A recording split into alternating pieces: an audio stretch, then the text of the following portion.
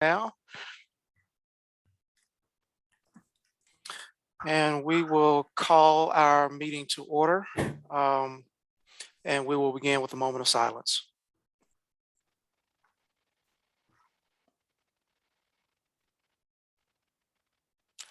Right. Amen. So let's begin with a roll call of commissioners. Vice Chair Lewis. Here. Commissioner Davis. I had a conversation with Commissioner Davis earlier. He won't be able to attend the meeting. Okay. All right. Thank you, President Northern. Commissioner Pantazis.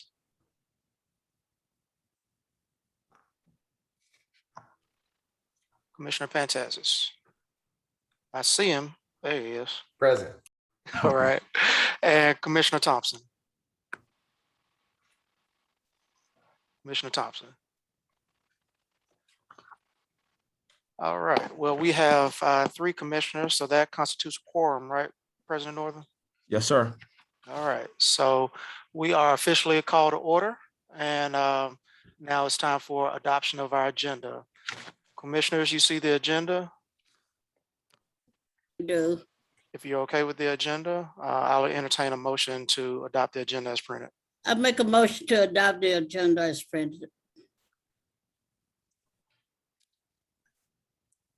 Commissioner Pantazzi, you on mute? I second. All right, it's been properly in motion and second that we adopt the agenda as printed. All in favor, let it be known by saying aye. Aye. Any opposed? That item carries. Now we're on to the approval of the minutes from our July 15th meeting. Commissioners, hopefully you had an opportunity to review those minutes. If so, I'll entertain a motion to approve the minutes as printed in our board packet. I make a motion to approve the minutes as printed in our package. I second. All right, it's been moved and properly second that we approve the minutes from the July 15th regular meeting of HABD. All in favor, let it be known by saying aye. Aye. Aye. Any opposed? All right, that item passes. Now I'll pitch it over to President Northern to take us through old business and remaining open items. Thank you, sir. I appreciate that. First, again, good afternoon, everyone. Thanks for attending our board meeting. We have a couple old business items that we want to just update the board members on that they had some questions about. One was about renaming the property guidelines. In your packet, you was submitted some information around the renaming guidelines. And I know this was an initiative that was spearheaded by Commissioner Davis, who's not on the call, but we did have a conversation earlier today, and he's in agreement with the guidelines as presented. And so, as we discussed last board meeting, we'll come up with some guidelines to create a committee to look at the renaming of various items. We worked with our attorney French office in order to make sure we had all our I's dotted and T's crossed. And Ms. Foster and a few others pulled it together, and I think we will have a solid document that we can utilize to move forward into the future. I don't know if any of the commissioners had any comments around it or questions. I just know this is, I think this is an important process for us, and I appreciate Commissioner Davis for raising this at our last meeting. So I appreciate you, President Northern, for taking initiative on this, and I'm looking forward to what your staff comes up with on this. Thank you, sir. I appreciate that. Next, we had some conversations around our broadband updates. And so in your packet also, you received a packet that kind of had a few options of our broadband services as we looked for Wi-Fi for all our sites. One thing to keep important is when we talk about the cost, and we're having this conversation at the national level also, when we look at the various HUDs, we're trying to see if Wi-Fi be looked at as a utility. And so once we install it, it'll be a cost right now, it'll be beared by the housing authority until we, as a utility kind of sense of a cost. So we're not passing it on to any of the clients, but we know this is an important activity. And so we have to prepare and make sure we budget for it into the future. Hopefully HUD changed the guidelines where we can, they give us additional funding to help with the Wi-Fi, but I know that the focus now is utilizing and looking at Wi-Fi for our properties as a utility. Great, thanks. I appreciate you giving that kind of thorough breakdown of where everything is, is that from a national level, are there any best practices to best allocate this sort of cost expenditure, or is that kind of what you were saying, that basically we have no choice but to put it in one category right now, but down the road it may be that it gets moved into another category? Yeah, people that's utilizing Wi-Fi, some of the housing authorities that are using this, everybody's doing it differently, kind of based on what they can do and their community support. And so the conversation at the national level was, with our size of a housing authority, we can afford it, but smaller housing authorities may not can afford to do this. So trying to figure out how to make it work for everybody, so all our clients across the nation and be able to be utilizing Wi-Fi, and housing authorities can afford to maintain those services.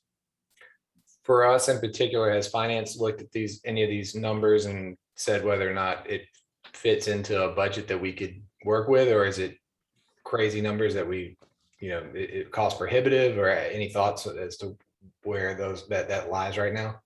Well, we just came up with some, basic costs around the various options that we have, and we're going to continue to investigate it and look at the right, source of funding that we can utilize for that. But again, we don't want to, go into start a project that we can't finish, in a sense, financially. So my biggest concern is the long-term service costs versus, the installation is fine. We don't have a problem with that. Money is already set aside for that. It's how you pay for the services going forward. That makes sense. And I saw some of the proposals had it where the providers actually would be the ones doing the servicing. Yeah. And so we'll continue to investigate, so we can, look at moving forward with one of these options, and then come to the board for approval once we get to that point. But we've been working, I know ever since I got here, we've been working on kind of come up with the right solution to provide that additional Wi-Fi to our clients. And this is maybe more granular than we need to talk about today, but one thing that would be nice is if there's a way to not have it. Let's just say there's a facility that, is part of a repositioning plan, that by installing it, we're not tying ourselves to the brick and mortar structure that's currently there. So that it can be morphed into a more updated structure down the road, so we're not kind of paying double almost. Exactly. Yeah, and that's one of the things we looked at. Whatever installation costs or equipment costs, we want to be able to salvage that and make it, mobile, kind of like we did with the cameras and the license plate readers, things like that. That it's not one-time cost once it's purchased, but we can take it down and move it into another location that's needed. So. One thing I've seen in other cities too, I think New York ran some pilot projects like this where they do, they basically, people tap into some Wi-Fi service on the top of a high rise or the top of a building that then they use to create a Wi-Fi network that applies to the whole building. Yeah. Has anybody kind of looked into a non-traditional installation option, like something like that? Yeah, we're looking at all various options on how best to work it. We're looking at, it's a number of, for example, apartment complexes or apartment condo places that, provide Wi-Fi or cable services to their various clients. So we looked at all possible options and what's going to work best for the housing authority and the clients that we're serving into the future. So, it's taking a little longer for us to come up with that. And we also thinking about the repositioning needs of the agency as we start installing these various pieces of equipment or making a decision around it. Sounds great. Thank you guys for the update on that. Okay, no problem.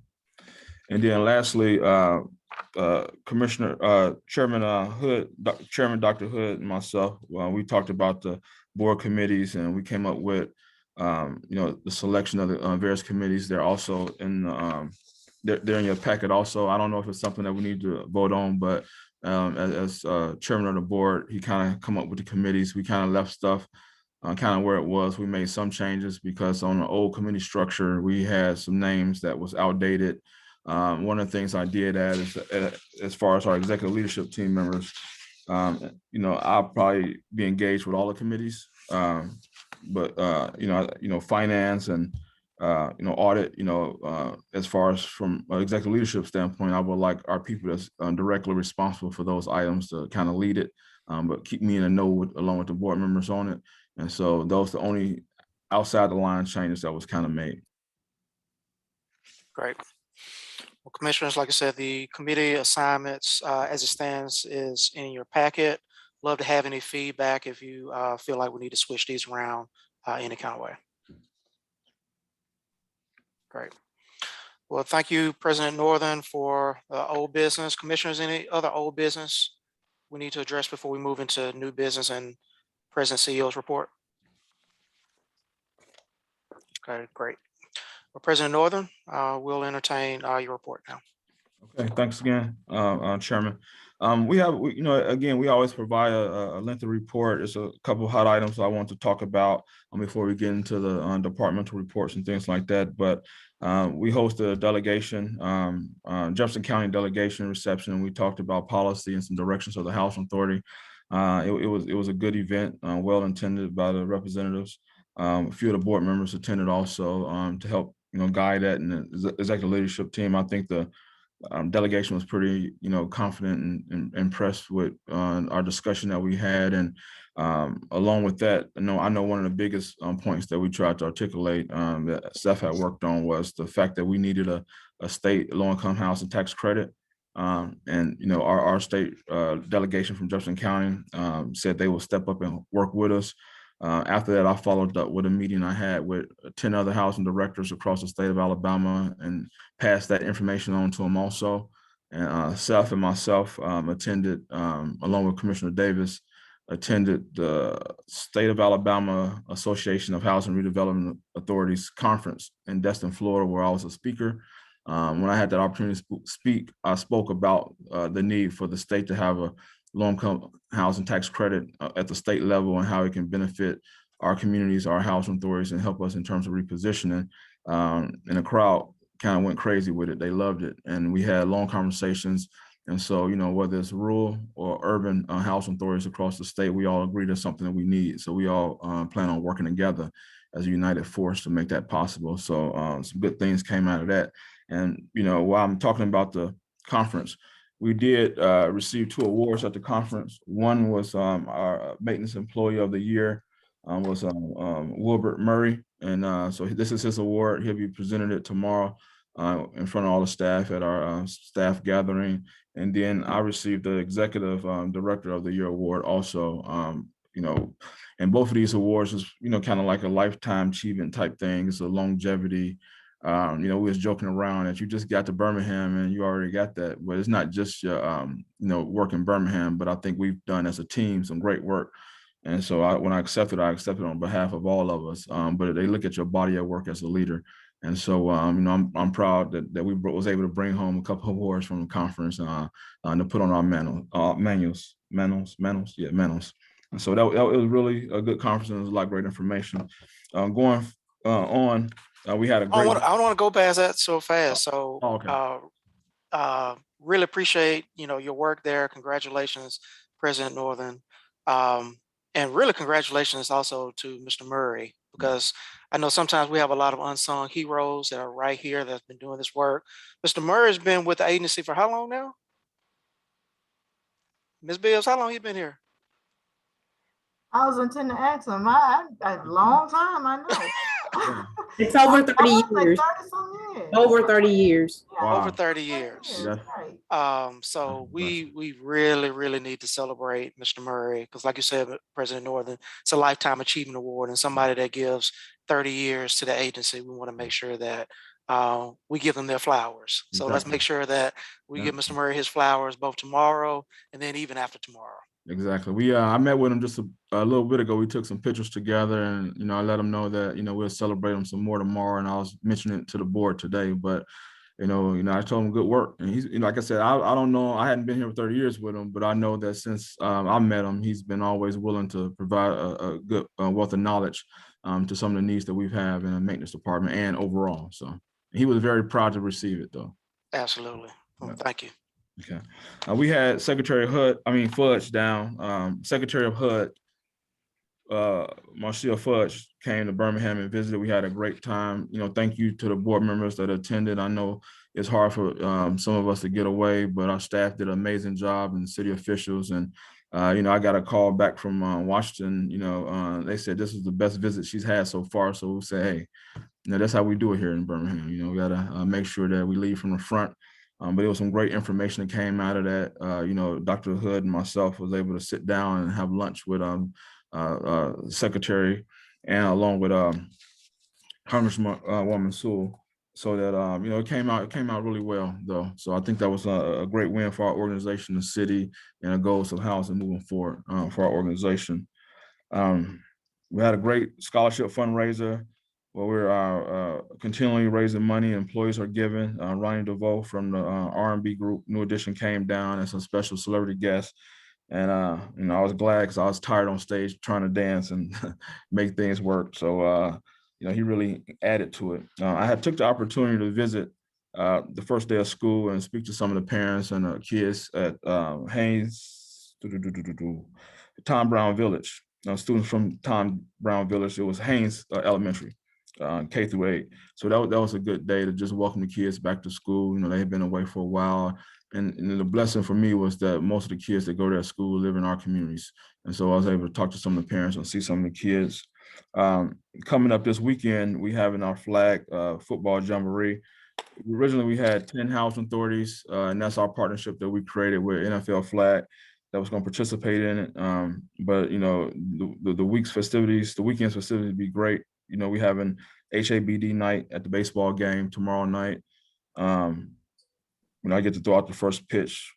Friday, we're having at Legion's Field, and I'll make sure all the commissioners get the schedule, but it's on our website, Facebook and stuff also. But Friday, we having where the Atlanta Falcons, along with the flag football people and GN Youth Sports, will be working with local PE teachers, passing out flag equipment, teaching them how to do flag, because flag's getting big in the schools now.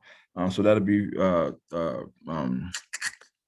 that's Friday. Saturday, we have some tournaments and some training at Legion's Field also, where our kids from Birmingham, Bessemer, and Selma housing authorities, those are the only 3 housing authorities that stayed in the tournament.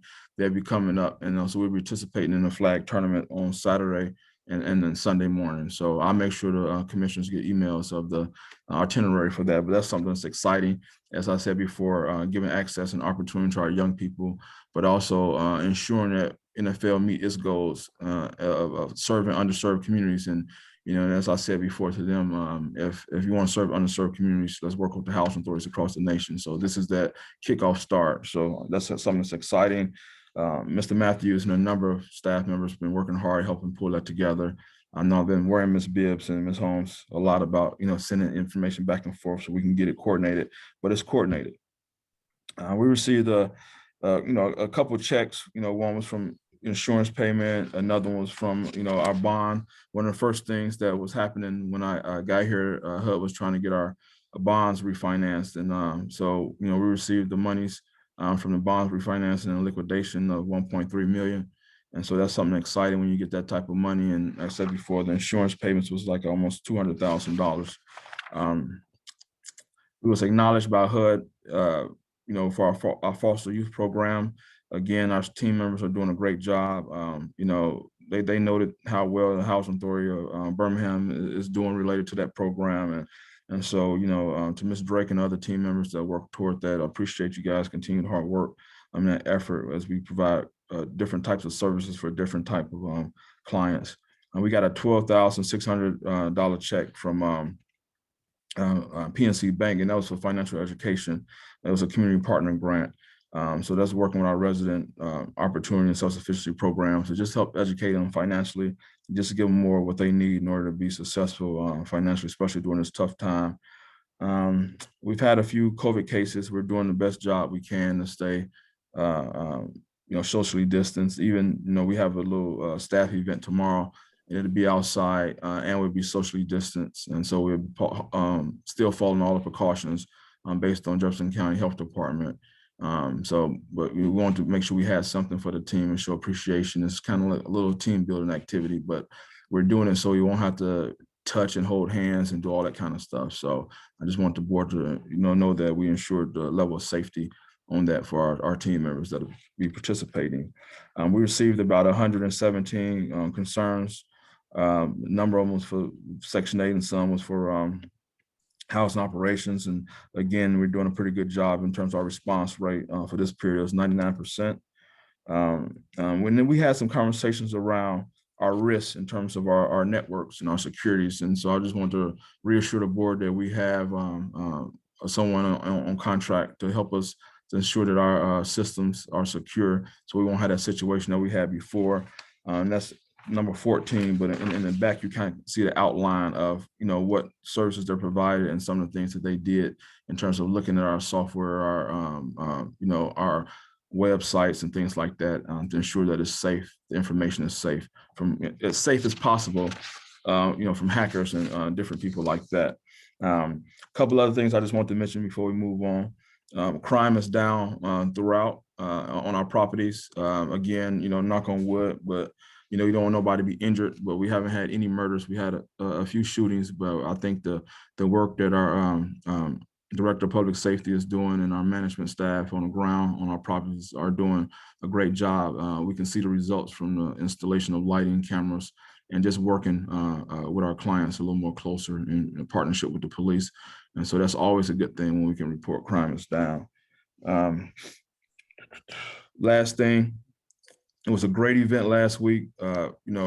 Engagement team did an amazing job, and our property managers did an amazing job helping Alabama Power Foundation and Goodar pop-up grocery stores. We was able to feed we were able to provide quality groceries to over 270 of our clients, and we had 2 different sites. And they may come around and do some other sites, but right now we had focused on Tom Brown and Collegeville. They also 2 of our major properties with food deserts. But another blessing activity of that was that all the leftover items, which it wasn't anything that was bad, but the food that we didn't give away, we was able to box it up and take it over to Freedom Manor. So some of our seniors over there was blessed, to have some of that those groceries also. And when I'm talking about groceries, they had Captain Crunch. I was looking over there like, man, I remember those Captain Crunch days. They had tilapia and they had, other meats and beef, milk. And they had to get the opportunity to choose from almond milk or regular milk. So, I mean, it was a really great wheat bread versus white bread. So it wasn't just, okay, let's give you a box of stuff.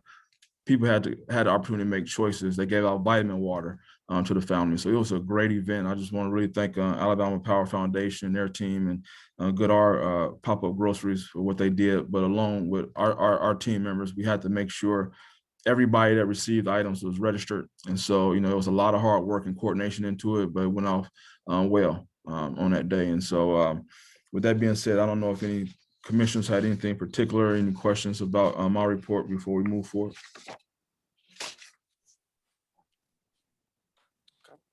Seeing none, you can continue. Yes. Oh, go ahead.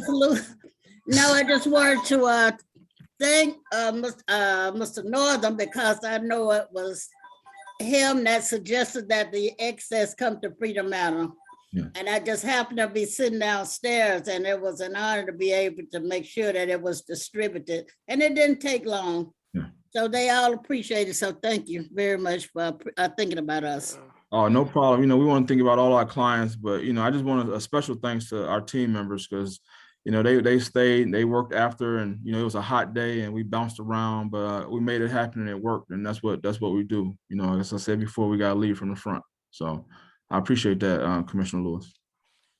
Vice Chair Lewis, did you get your Captain Crunch?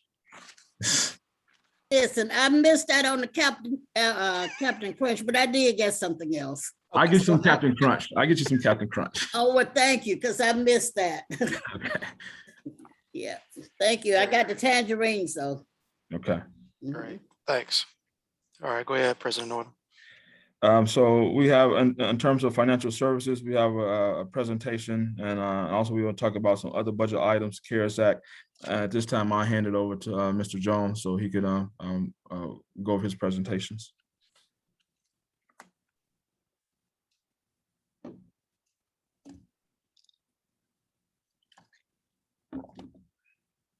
Thank you, Mr. Northern.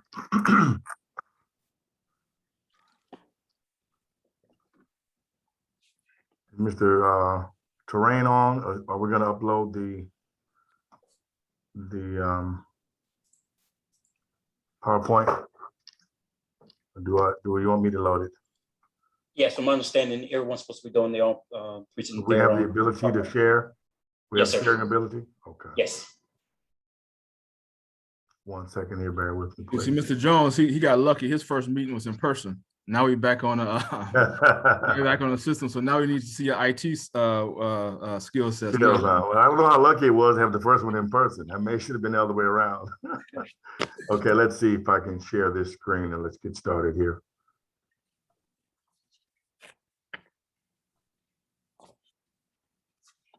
Is that visible to everyone? Yeah, put it in Yes, put it in preview. I mean, put it in presentation mode. presentation mode. Yeah.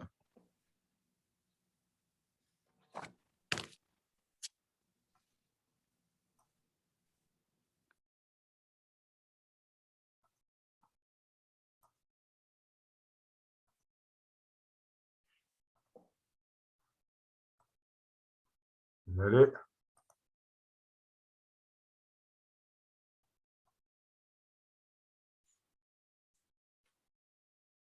Just go to slideshow Yeah.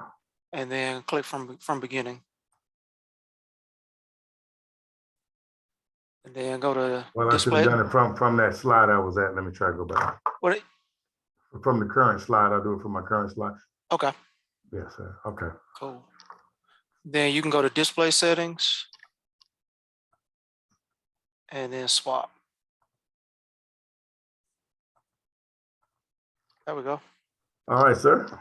All right, thank you. So this will be my second financial report. I am getting myself well versed into how these things are to be presented. So that's, again, we're going to go with the, we're going to do some financial highlights. And we're going to start with the low income revenue and expense financial statement. We're going to do it in the highlighted format. It's going to be for the period ended June 30th of 2021.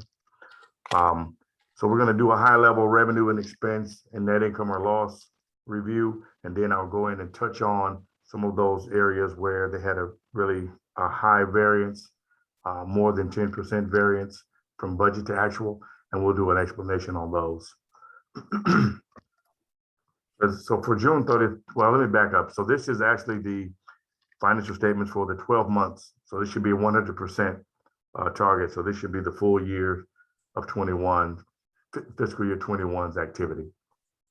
All right, so for low income housing revenue, total 43.7 million actual revenue versus the budget of 41.3 million. Okay, so we'll see there that we actually had the over budget of 2.3 million. So we actually brought in 2.3 million more revenue fiscal year 21 than was budgeted. All right, so that's always a good thing. Gives us 105% collection on revenue. Okay. Again, another high level, we're going to go summary of expenses. Total expenses for low income revenue and expense, 39.2 million versus a budget of 40.9 million. All right. With the variance of under budget of 1.6 million, which is always good to spend less than budgeted. Okay. So we spent 96% of what was budgeted for expenditures for low income revenue and expenses. Okay. So now that gives us a net income of 4.4 million of actual versus a budgeted revenue of 441,000. So we were kind of supposed to break even, but as you can see, we had an increase in revenue and a decrease in expense, which is why we had a $4.4 million surplus. And Mr. Jones, I'm trying to follow along. Yes. In the board packet. So look at the low income. I'm looking at the revenue specifically. Like the Yes. revenue numbers don't match what you have on the slide. You see 43.701? 43 million. Yeah, and then 41,564. Yeah. So when I prepared this budget last month, not budget, I'm sorry, when I did financials last month, there is a $200,000 difference that was not reported in the previous board reports, but it was presented in these financials. So the true number is 41.3 million. And so there's a $200,000 difference that I can explain in detail, but it is, the true number is 41.3 million, which is Okay. why, yeah. Okay. So we'll get revised documents Yes, to that effect. Okay. yes. Okay, Mhm. all right. So, and so that's the low income revenue and expense budget with the $200,000 variance that we need to discuss and send out updated budget numbers for. Okay. So now let's get into the areas that are per your board package. Let's get into the variances that warrant an explanation. If you look at MOD inspector salaries in the revenue section, you can see that they were 43% under budgeted. Okay. Well, the actual was actually 43% less than budgeted. That is due to still there being a inspector position not filled. Okay, so until that position is filled, we will not expend the full amount of those dollars budgeted. Okay. Any questions on that? Okay, if you move down here to the force account. Force account is showing 238,000 actual versus the $438,000 budget. The agency stopped using the force account in March, so therefore revenue stopped accumulating in that account. Okay, so that's why we did not make the $438,000 budgeted number. Okay. Get my ruler here. All right, so then we travel down here to insurance proceeds. Insurance proceeds were budgeted at $131,500. We actually received $408,000 in insurance proceeds. They were over budgeted because funds were received from the insurance company for roof replacement. Okay, and those were restricted to be used only for Collegeville. So those funds came in, and that took us over our budgeted amount. We were not budgeted to receive that claim. Okay. Let's travel down to the expense section, and let's go to training and travel. I'm sorry, let's step up one. Let's go to legal. So legal was budgeted at $422,000.2. But you can see we've only expended $106,000, $106,500. And of course, during the moratorium, we were not doing any evictions, and that's usually what brings our legal expenses up. The moratorium has since ended, but we're still working to try and make sure that we don't have to evict. And we've had some blessings and some funds to help us help those tenants pay those delinquent rents so that we won't have to do evictions. But the reason that is not, the legal expenses are not up to par is because we're not doing as much legal work. Okay. All right, let's skip down in the expense section. Let's get down to training and travel. Again, a lot of the training has been done in-house due to COVID, and so therefore less travel, less expenditures for travel. So the travel portion has decreased. Most of the training has been online. That portion has not decreased, but there's not been as much travel due to pandemic, and therefore that skewed that number as well. We come over here to, let's go to tenant services section. First of all, any questions on the revenue expenses that I've spoke about already, or those line items? I might have missed this part. So going back to your first variance, I know you had revenues for inspector salaries. Why is that under revenues and not expenses? Those monies now, so I'd have to get back with you on this.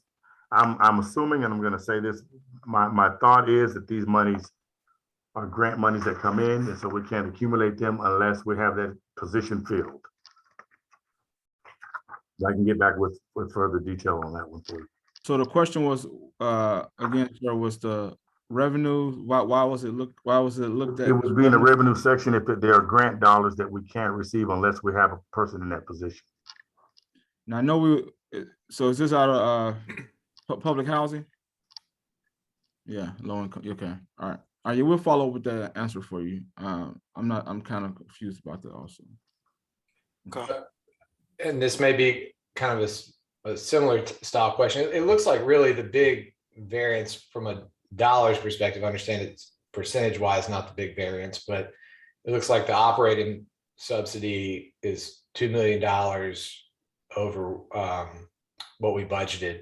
Is there any reason for that? Is it going to create any, does that cause anything to occur because we had a $2 million variance? And is that something that you would expect to continue based on what the reason why it occurred, or what, I guess, where does that come into play?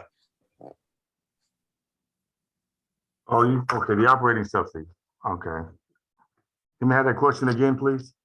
Yeah, just, I mean, why did that occur? Do we expect it to occur again? Was it a COVID issue? I mean, just looking at like your ultimate total revenue variance, everything else kind of canceled out, but that 2 million though is the big number. And again, that's not one of the items I highlighted, so I'd have to get back with you on a better explanation of that. Okay, and my concern, it really would be, is that just a product of COVID and kind of there's some basic reasons why that occurred, or is that something that we didn't budget for in a way that could present problems, or at least, you know, some effects later down the road? Sure. That's noted, and I'll follow up with you with an explanation on that. Thank you. Sure. Any other questions before we move to tenant services section? Let me get my notes here, 1 second.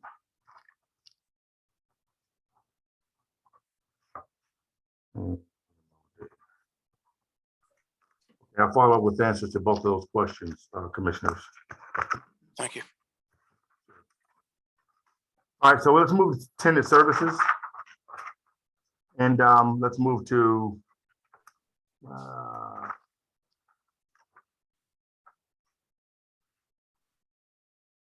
tenant services resident participation. That's number 6 on your report here. Tenant participation services are over budgeted. 10 sites have received three arrears funds for, okay. So Ellerton, Southtown, March Village, Smithfield, Tom Brown, Moral Todd Homes, Harris Homes, Kimbrough, Ben Green, Roosevelt, and Freedom Manor received their funds that were in arrears paid out to them. And so that is what caused the actual being much higher than the budget. So we paid them the payments that they had not received from fiscal year 17 through fiscal year 2021. We paid them in this year. And so that was not budgeted, but it was not paid out of previous years. So those years were under budgeted. Any other questions on that? Okay. And just yes. the tenant services, what drives those tenant services salaries? That's just staff for tenant services, or were we shorthanded on that? And that's the reason why our actual is lower than what we budgeted by 300,000. So the payments that should have been distributed to the CPAB had not been distributed from. No, I'm not talking about resident participation. I'm talking about the top line tenant services salaries. Oh, I'm sorry. We got a budget variance of 305,000. Yes.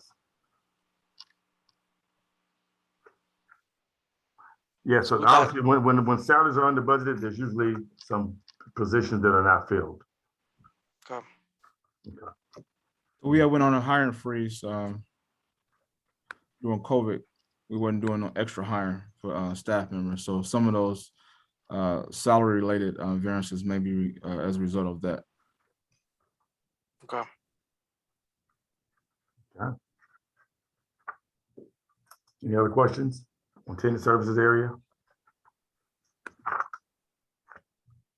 Okay, we'll move down to utilities. And on the utilities, we go with water, where water, the actual for water was 1.4 million versus a budget of 1.2. And I can explain that away as more people were at home. during the pandemic, more water was being used than prior to that. And I think that that will probably balance out if this pandemic balances out. But more utilities are being used, but more persons are home than traditionally. Let's we go down to the same thing with gas. Well, gas was let me see if we get the right line item here. Let's see what we say for gas being under budget. Well, the explanation was a warm winter, but I still believe that this number, we need to check this number because I don't, if the other utilities went up, because if you're taking baths in hot water, the gas should go up as well.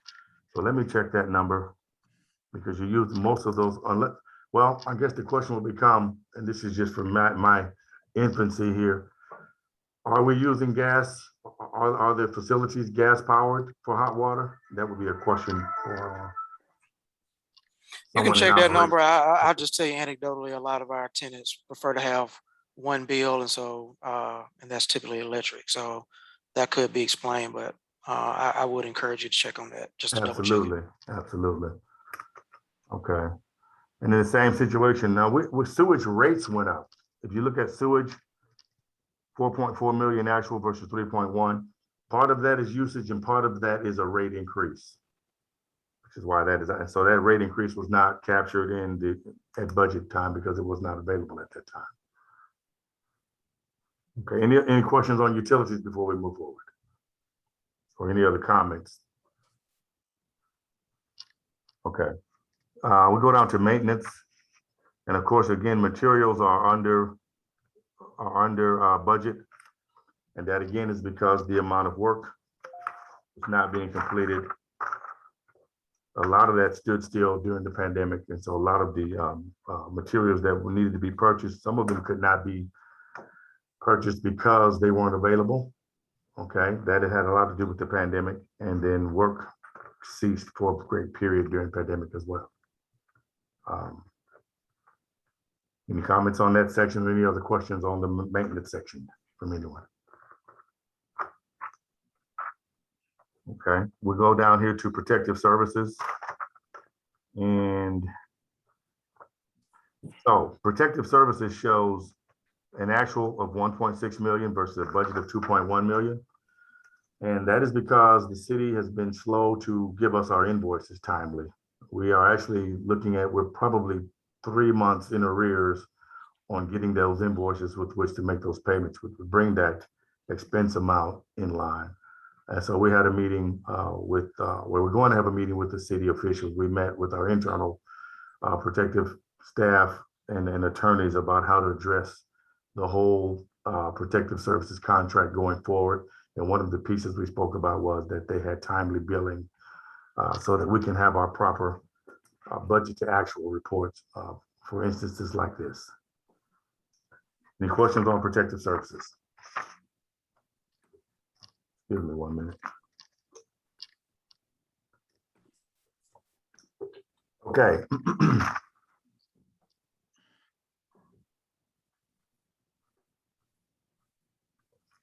We've got general expenses, and that just usually is a catch-all for general and administrative. That means not many persons were in the office during COVID, and so the general expenses were not as high as they would have been had we been in full-time in the office using supplies. Same thing on collection of bad debt expense. The moratorium stopped a lot of that collection. And so that is not up to speed, but with that being lifted and with some of the funding that we've received that will help assist, those numbers should come into a line as well. Are there any other variances that I did not touch on that commissioners want to discuss for the low income expense, revenue and expense statement? Okay, there being none, we're going to move on to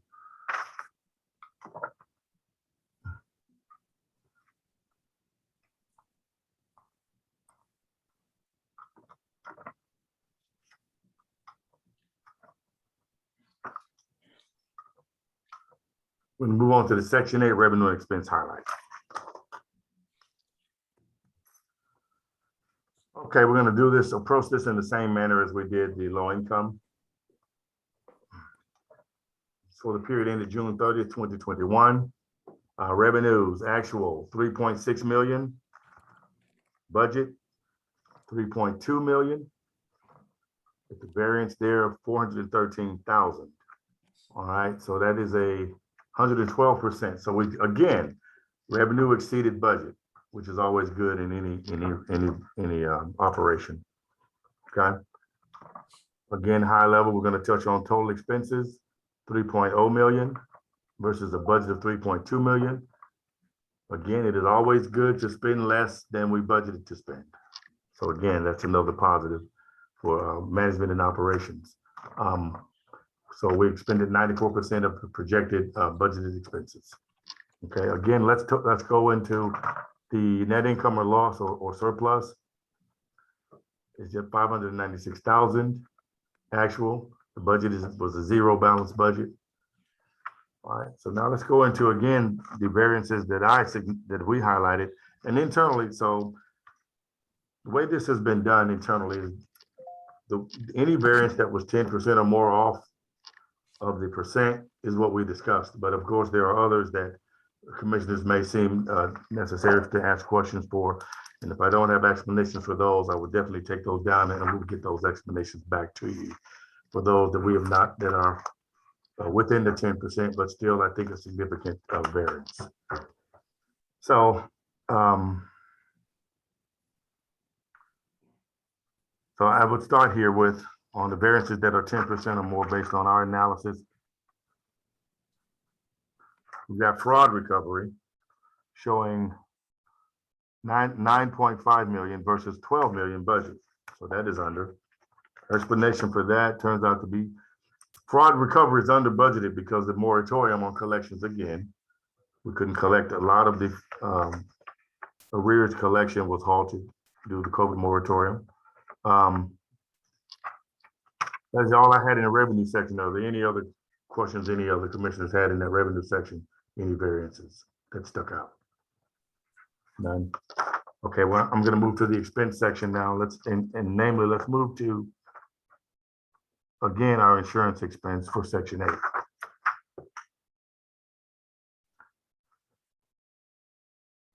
So there are invoices that have come in that have not been processed as of this date that didn't get into the system. So we would have to accrue those invoices that would bring this insurance balance up to date.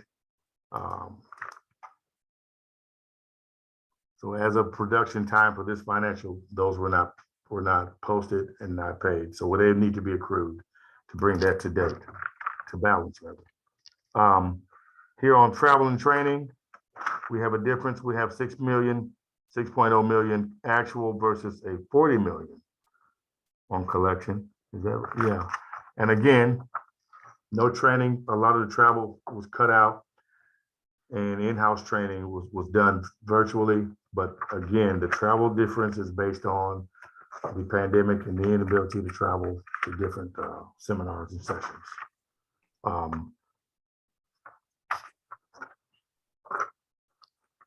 We'll go down here to auto related. We had 3.9 million versus a $10 million budget. Again, with no employees here, vehicles not being driven as much. There's not as much activity. So therefore the vehicle expenditures would be normally less if there's less activity of using vehicles, okay? Administrative expenses other, it's the same thing. If there's a reduction in staff in-house, then there's a reduction in the use of administrative supplies and materials, okay? Any questions from the administrative expense section from anyone?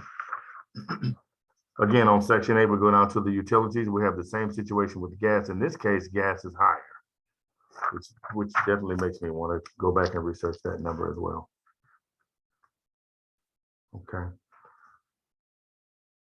The other numbers seem to be right on target or less than 10% deviation. And so they were not tagged as significant, but we will get another answer for the gas being more in the Section 8 and then less in the low income. So that's definitely an area of concern. But we'll get back with you with an explanation on that.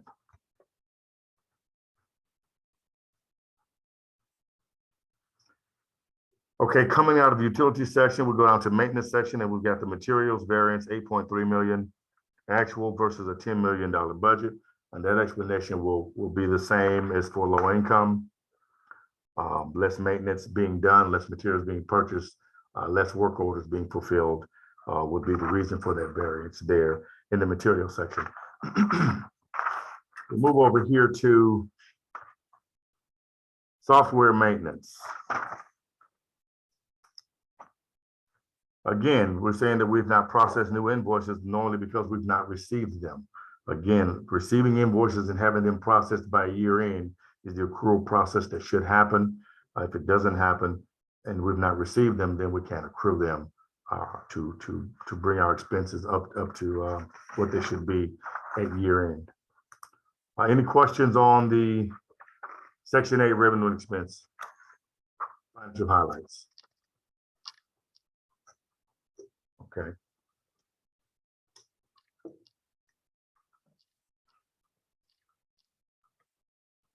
We're going to go now to look at the business activities, revenues and expenses. And this is going to give you an overview of the repayments of loans from developers and the interest earned on those loans for the period ended June 30th, 2021. Revenues, and now it's termed revenues here, but I want you to think of that more so as repayment of loans from developers, okay, of 6.4 million. Expenditures, there we go. Expenditures of 3.7 million. And you all have these financials to see the details of what those expenditures are. And then that takes us to an increase in net assets of 2.73 million for business activities. Okay. So this activity carries a beginning net balance.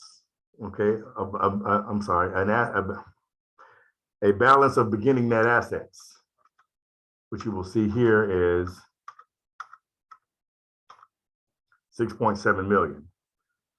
So you take that beginning net assets number and you add the new increase from the previous screen of 2.7. Let me go back and show you that. We're going to take the 2.73 million. We're going to take beginning net assets, add the current increase, and we're going to arrive at ending net assets. That's what's happening here on the next slide here. So beginning net assets July 31st, 6.789. We're going to add in the 2.73 million and give us an ending net assets at June 30th of 9.5 million for business activities. Any questions on business activities statement? Okay, if no more questions there, we will move to the CARES Act funding.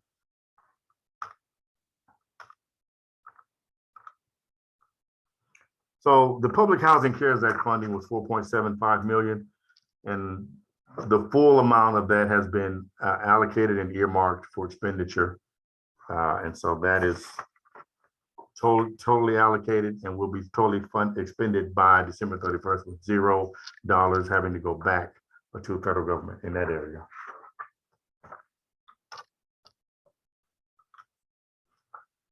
For Section 8 CARES Act mainstream, we received 212.7 million. And then we received another 11.25 million. Excuse me about for that. We received another 11.25 million in admin fees. So we've expended the 212 million from HABD revenue, and we've got the 11.25 that will be due back to be used in Section 8. And the Section 8 group, Mr. Embry and his group, will determine where that will be expended within the Section 8 area. The balance of those funds. Any questions on Section 8 mainstream CARES Act funds? Okay, now we will move Mr. Jones, Yes. I appreciate the slides, but it makes it difficult for me to follow along with the actual statements in the packet. So I think my request will probably be in future board meetings, we just use the actual statements Sure. That way we can kind of follow along where these numbers are and have it kind of in context as to the overall financial picture. Sure. Point well taken. Okay. Because I'm looking for these numbers right here, and I'm Okay, so you're looking at your housing choice voucher CARES Act budget, mainstream. So if you look at revenue, MS5 HAB revenue, 212,778. I got it. I see it now. That's right, and that's on the blue section of the pie. That shows you that number, and then the next part of revenue is the admin fees of 11.25 million. That's the piece of pie that is sliced out. Gotcha. Yes, sir. See it now. Thank you. Sure, but we will, remember, we will add the other, so we will do away with these pie charts and go with the actual statements in future board meetings, Cool. Thanks. certainly.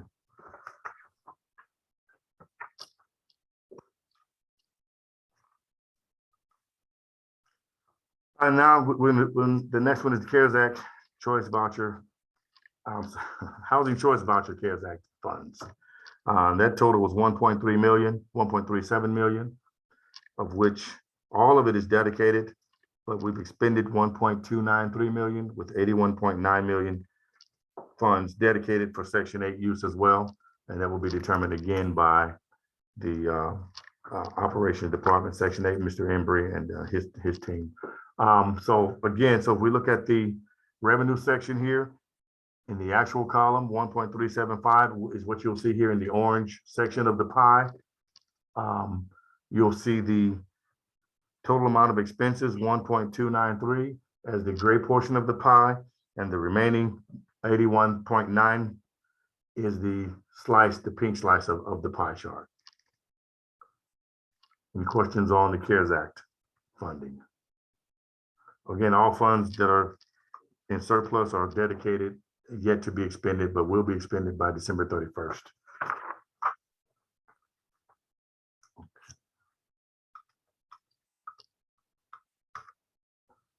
Now we'll get into the charge-offs for the month of June.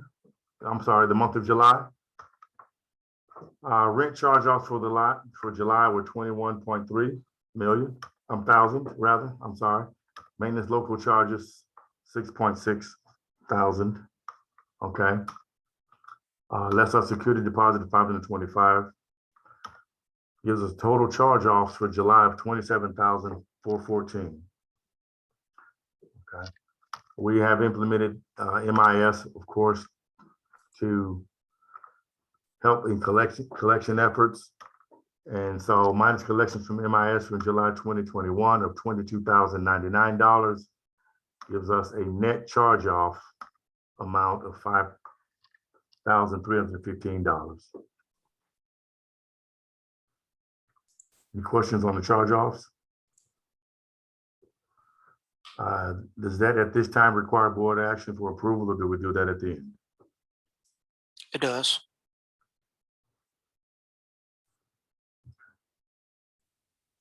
Motion to approve the charge-offs for July 2021.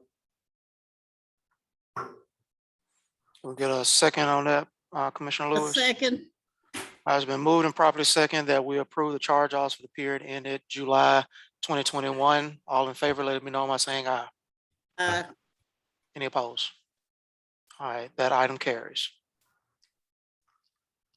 Okay. But I would go back to our cost-cutting strategies that we spoke about last board meeting. And at that time, we talked about the cost of our manual check process. Not only the cost, but the constant inability to control or to even monitor from receipt of invoice to payment of check, and to be able to properly respond to vendors as to where in the process their payment is. There's been some media attention to that as well. And I think a lot of it is just things are so convoluted. The invoices pass through so many different hands. Some of them arrive at the sites, and then they have to be physically delivered over to the central office. and then go through that approval process. And at any one time, it's hard to tell where that actual invoice is in the process. So we had some talks about that with Mr. Northern and executive team and the finance team. And so it happened, we had already had this module purchased, we just were not using it. Yardi has what they call a vendor cafe, and we can do a totally virtual ACH accounts payable system through Yardi Vendor Cafe. Okay, this will eliminate all of the where's the invoice or who has it at any point in time. The features of this module, first of all, it allows the individual vendor to upload their own invoice to our system. So now they're not giving it to a site manager or whomever they dealt with, and then that person having to bring it to central office to be processed physically. So now the onus or the responsibility is on the vendor to upload. After it's uploaded, finance reviews it. If all the documents are there, we move it along in the process. If not, then that vendor has the responsibility to provide us with what we need to give us a complete invoice to begin the process. Another great advantage to this is that we can track that invoice now. We can see it in what stage it's in throughout the process. We can see where it's being held up and what area has not authorized it yet. Even further, if we get to the accounts payable payout day and we see that there's still a backlog of invoices sitting at a certain station of the authorization process, there are a few limited number of persons who can actually go in and move that invoice through the process and get it paid. So this is going to really cut down on a lot of our turnaround on AP. It's going to save us roughly $40,000 of what we're spending now just to processing checks manually. It creates an ACH payment directly to the vendor bank account. If there are any challenges to implementation, it would be getting our vendors up to speed and getting them comfortable and at a level where they're good with uploading the invoice and learning the software. I think that would be the only drawback, if any, or delay in implementation would be getting our vendors. And while I'm on that subject, some of them probably won't want to come aboard. So I don't really anticipate 100%, but if we could do anything 50% and above is better than what we're doing now with the manual system, as far as turnaround, AP turnaround time, and cost savings. So we've already started this process. We've had our first training session, so we're looking at maybe a 30 to 45 day, well, let's say 30 to 60 day implementation process just for getting the software up and running. You get everyone in finance trained up, and then the time it takes to get our vendors trained up. But I think this is well worth the effort. It's going to go a long way towards our perception and our business relationship with our vendors and the general public as a whole. Again, so this is a potential annual reduction in cost of some $40,000 to be repositioned somewhere else to help in our efficiencies.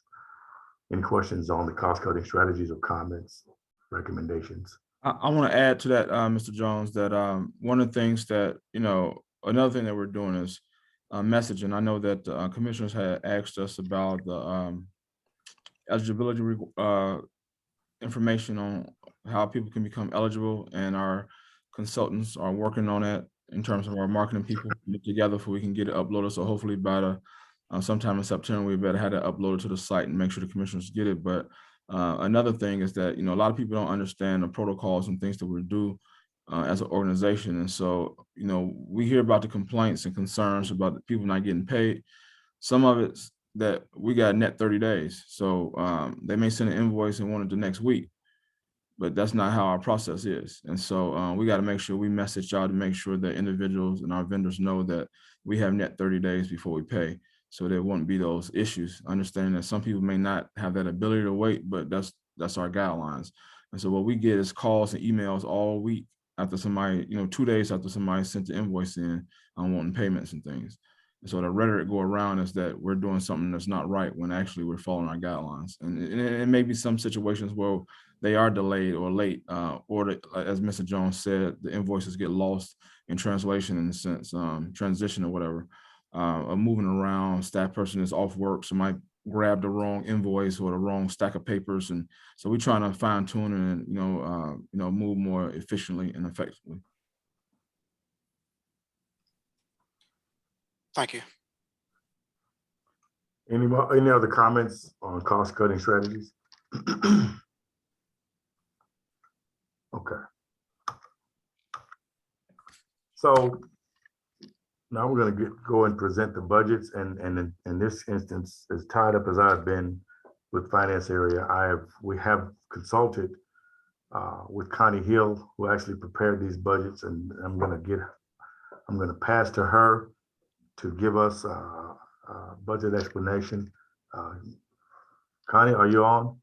I am. Good afternoon, commissioners and participants of this board meeting. My name is Connie Hill. I've been working with the finance department and the executive leadership team to prepare consolidated budgets for the routine operations of the major programs of the Housing Authority of the Birmingham District. Can everybody hear me clearly before I proceed? Yes, we can. Great, thank you. Thank you. In your board package, I drafted a board member memo which highlights the major characteristics that were included in these operating budgets of low rent public housing, housing choice voucher, the central office overhead, and a individual budget for Freedom Manor because it has a unique, oh, I'm sorry, I'm in a very bad thunderstorm. You can probably hear that lightning in the background. Freedom Manor has a unique type of project-based voucher that requires an individual property budget on that property. Let me go over and start with the basic budget assumptions that were considered for all of these budgets. First of all, the operating budgets for the fiscal year ending June 30th of 2022 contain a goal of achieving full utilization of the vouchers in the Housing Choice Voucher Program. The goal is to have fully utilized all the public housing units in the portfolio, as well as a complete analysis of the asset repositioning of some of the aged housing stock in the low rent public housing portfolio. In 2020, we've had a lot of conversation about how COVID has impacted the Housing Authority. While the authority's operations were impacted as far as addressing social distancing, some of the challenges in completing work orders, the financial impact of COVID was minimized on daily operations because of the $4.7 million of funding that came into public housing and the additional admin fees that came into Housing Choice Voucher. There are a series of COVID waivers, which we have taken advantage of, that will be in place until the end of 2021. The operating budgets for these programs presented include all expenditures necessary to support the daily routine operations of the public housing properties, the central office facilities, the Section 8 office, as well as the administration efforts as day-to-day operating. So the central office building is your central office folks, your executive, your finance department, your human resources, as well as your day-to-day property expenses. We started the budget process by reviewing the position control report for approximately 190 employees of this agency. We look at where those employees work, which programs they are benefiting, which projects they are assigned to, and those are considered direct expenses. For those employees and departments that provide services across the agency, those are considered overhead or central office expenditures that we have included in our central office budget. We continually look at best practices, staffing efficiencies based on their number of units that are in the agency's portfolio and the number of vouchers that we are administering. And we make sure that we look at not only just the level of staffing, but the competitiveness of the salary ranges being offered and the benefits being provided. Currently, the Housing Authority and the budgets incorporate where the agency is paying 84% of the health insurance costs to be competitive in the marketability for maintaining key positions at a marketable rate. The ongoing review is something that currently is in way, and I'm sure in the upcoming meetings, Mr. Northern will be providing more information on that organizational review that he has currently in process. So the major budget components, and there, like I said, there's 4 budgets, and I think the easiest thing, if it's agreeable to the board, is I'll go budget by budget, do a high level review of those budgets, and then open the field for questions on those budgets. I think you're going to see, and I think to address Chairman Hood, one of his comments earlier, the question regarding the increase in operating subsidy. I want to draw your attention to how these budgets were presented. Under consolidated public housing, in the past, your board packages included revenue in the low rent public housing budget that was grant revenue, whether or not it was force account coming from your capital fund budgets, or whether or not it was Ross grants, which are funding currently 5 positions with your resident service program. I have simplified, and I think this will facilitate a more direct approach to reviewing what I consider direct costs specifically related to the project development costs. Is this particular budget is the annual budget in your 6/30/21 column, as well as your projected year-to-date, does not include those grant funded either positions for resident services or the capital fund force account, which is no longer being utilized. This is strictly day-to-day routine operating expenditures of these programs, which mirrors the manner in which we submit these financial statements to HUD at the end of the year. So to address the question on the increase in operating subsidy, that includes your COVID funds. That includes the $4 million that we received. So 29 million was your operating subsidy for fiscal year ending 21. 33 is projected because it includes the $4 million of COVID funds.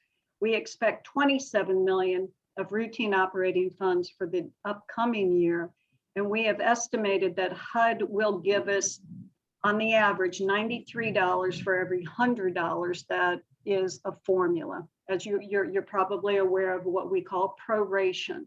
That means that HUD doesn't always able to fund us at 100% of our requests. These budgets are at 93%. Currently, calendar year 22, HUD has appropriated 96%. I've budgeted 90% for 2022 with the anticipation that there's going to be budget constraints with all the expenditures that were taking place with COVID. Dwelling rent, so going down on your consolidated operating budget, overall, we expect $39 million of routine projected operating funds for fiscal year 21. We have budgeted 37 million for 22. The biggest decreases is in your operating subsidy because we do not have recurring COVID funds, and overall subsidy is slightly down because of the units that have been taken offline over the past few years. We are bringing in to the public housing day-to-day operating budget what we call capital fund operating funds. And those you will see is about 3.5 million. Once again, the other items in the revenue are fairly consistent and not materially a change from the prior year. Total routine expenses are expected to be 34 million. Predominantly, you'll see that the big line items are 11.5 for deferred and maintenance out at the sites. You have aging property, and it takes a lot of maintenance on routine turnovers.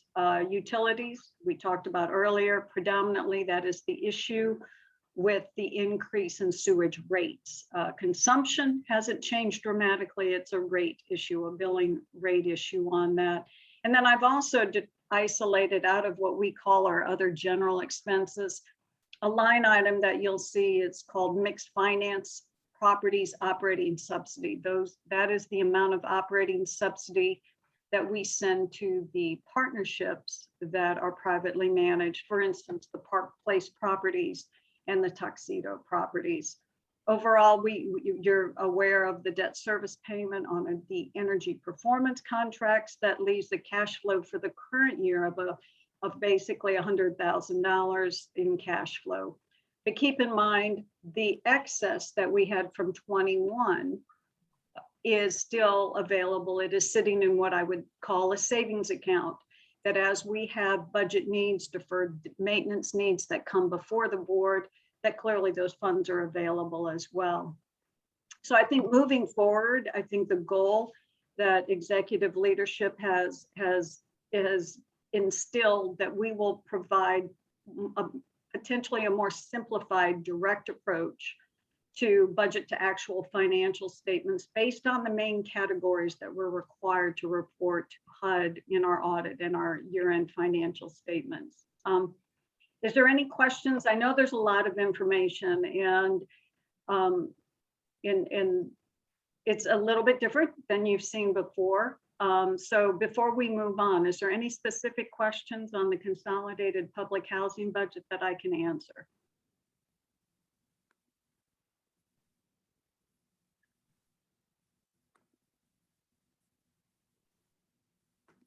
Are we? I think I'm good.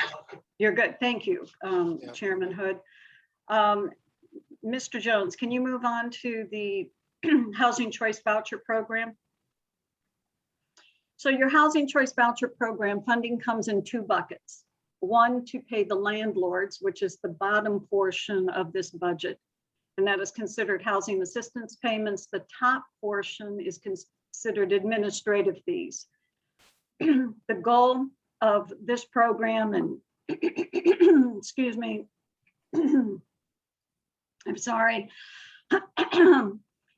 in working with Mr. Embry and Ms. Drake, is to be able to continue the lease up efforts of this program to get to a goal of at least a 98% utilization of our 6,125 vouchers.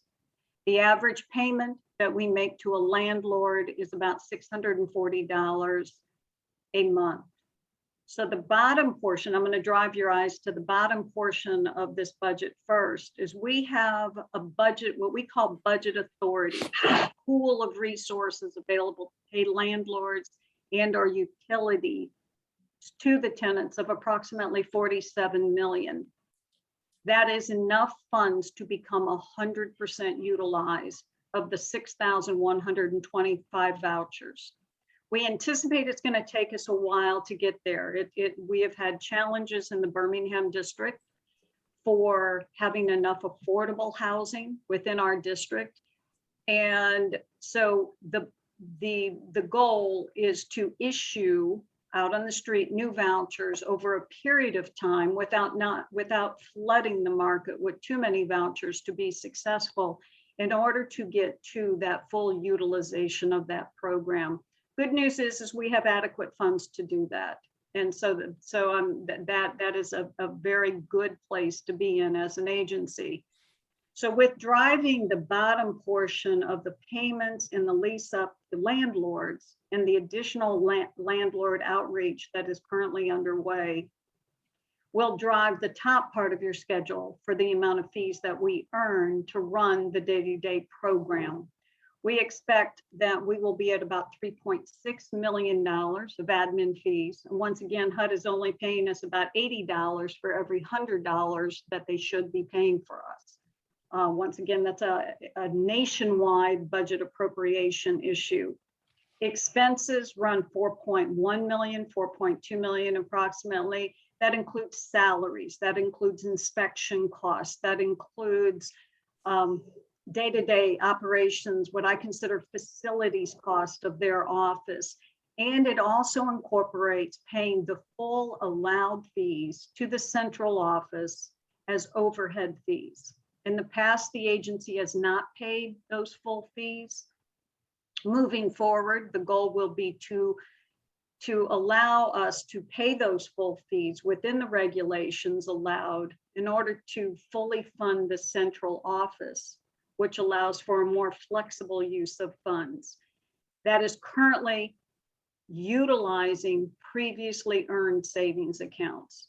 And that is something that is targeted within the regulations in order to allow the agency to have a more flexible pool of resources over in the central office to do additional affordable work throughout the agency. This is an exciting piece of the program. This is, Mr. Embry has focused his attentions along with Mr. Northern on really getting this program and getting additional landlords on this program to utilize these vouchers. So this is a really exciting portion of the growth of the Housing Authority of the Birmingham District. Any comments, or Mr. Embry, do you have anything you'd like to add to this budget? I don't have anything to say except that we're in a good position to achieve what we need to achieve for the city of Birmingham and the residents here. We have a lot of opportunity to help people for housing, and so that's a good thing. Quick question. Just trying to connect the dots between the previous slide and this slide. So essentially, like the 5.9 million from the consolidated public housing sheet, is that essentially like retained earnings that we could reallocate and redeploy elsewhere? I know you said it was kind of like a savings account. Is that what you're saying that could then be utilized for these other things around central office and maybe other expenses, or no, that's not what you're saying? No, so within each bucket. In each bucket, okay. Within each bucket, that $6 million is eligible for anything within the public housing program. Gotcha. Okay. All right. So what we do though, is we maximize out how much each bucket can contribute to COCC, central office, which in turn is a more flexible source of funds once it gets to the central office. Okay. All right. All right. All right. Good Thanks. question, though. Good question. Okay. As far as the vouching or the voucher component goes, and kind of some of the discussions with landlords that we currently have, is this a program we're looking to talk to current landlords that have vouchers and how they can participate in the program differently, or is this we need to acquire more properties or work with more landowners that aren't currently being used in our portfolio to use this new voucher program so that we can have this greater flexibility? I guess I'm just trying to kind of see, is this more housing that would be added on, or is it repositioning current vouchers that we currently have? So we currently have 6,125 tenant-based vouchers. That's what we have been allocated to.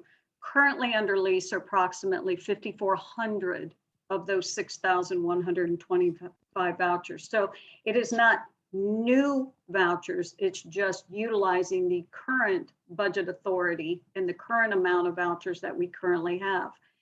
In order to do that, it will be a combination of what you have just said. It will be reaching our current landlords and making sure that they're making as many available units available to lease up as possible. It will also be doing new landlord outreach, new development outreach in order to get new properties on.